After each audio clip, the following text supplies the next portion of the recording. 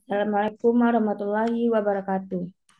Perkenalkan, nama saya Bikri Ulfa dari NIM C0D0200031. Saya dari Prodi Perpajakan kelas F. Di sini saya akan menjelaskan PPT saya tentang konsep penghasilan akuntansi pajak. Penghasilan sebagai objek pajak. Penghasilan adalah setiap tambahan kemampuan ekonomis yang diterima atau diperoleh wajib pajak atas seluruh penghasilannya. Kemudian contohnya yaitu bantuan atau sumbangan bagi pihak yang menerima bukan merupakan penghasilan dikenakan pajak penghasilan dengan syarat diterimanya atau tidak di dalam hubungan kerja, hubungan usaha, hubungan kepemilikan, atau hubungan pengusahaan antara pihak-pihak yang bersangkutan. Kemudian penyajian dalam laporan keuangan. Sebagai akibat ketidaksamaan, beberapa aturan yang dituangkan dalam PSAK dengan aturan dalam Undang-Undang PPH dapat menimbulkan pajak kini atau pajak tangguhan.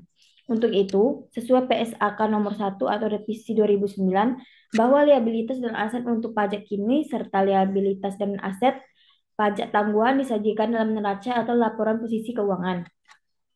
Saat entitas menyajikan aset lancar dan aset tidak lancar dan liabilitas jangka pendek dan jangka panjang sebagai klasifikasi yang terpisah dalam laporan posisi keuangan, maka aset liabilitas pajak tangguhan tidak boleh diklasifikasikan sebagai aset lancar atau liabilitas jangka pendek.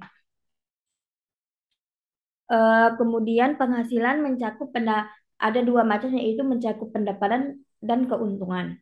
Yang pertama, pendapatan merupakan arus masuk bruto dari manfaat ekonomi yang timbul dari aktivitas normal perusahaan selama suatu periode bila arus masuk itu mengakibatkan kenaikan ekuitas yang tidak berasal dari kontribusi penanam modal. Kemudian keuntungan didefinisikan sebagai kenaikan ekuitas atau aset bersih yang berasal dari transaksi periferal atau insidental pada suatu entitas dan dari transaksi lain dan kejadian serta situasi lain yang mempengaruhi entitas kecuali yang dihasilkan dari pendapatan atau investasi pemilik. Kemudian konsep penghasilan untuk tujuan pajak penghasilan dapat berbeda dari konsep penghasilan menurut akuntansi komersial, karena perpajakan umumnya berkaitan dengan keadilan vertikal dan horizontal, serta dapat dipakai sebagai suatu instrumen kebijakan ekonomi dan sosial, berdasarkan ketentuan dari Pasal 4 Ayat 1 Undang-Undang PPH. Kemudian dalam akuntansi digunakan pendekatan transaksi dan konsep harga pertukaran. Sebagai dasar pengukuran penghasilan, alasan utama digunakannya pendekatan dan harga tersebut adalah karena transaksi yang sebenarnya terjadi dan harga pertukaran bersifat objektif dan dapat diverifikasi kebenarannya. Suatu penghasilan belum diperoleh atau belum direalisasikan sampai dengan penghasilan dapat diasosiasikan dengan transaksi atau peristiwa tertentu yang bisa mengakibatkan timbulnya penghasilan tersebut.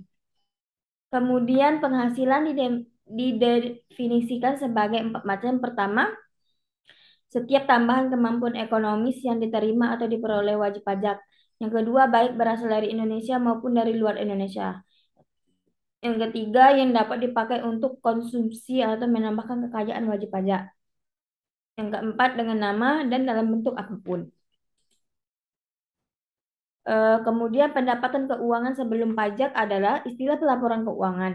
Hal ini sering juga disebut laba sebelum pajak, laba untuk tujuan pelaporan keuangan, atau laba untuk tujuan pembukuan. Perusahaan menentukan laba sebelum pajak menurut IFRS. Perusahaan mengukurnya dengan tujuan memberikan informasi yang berguna kepada investor dan kreditor.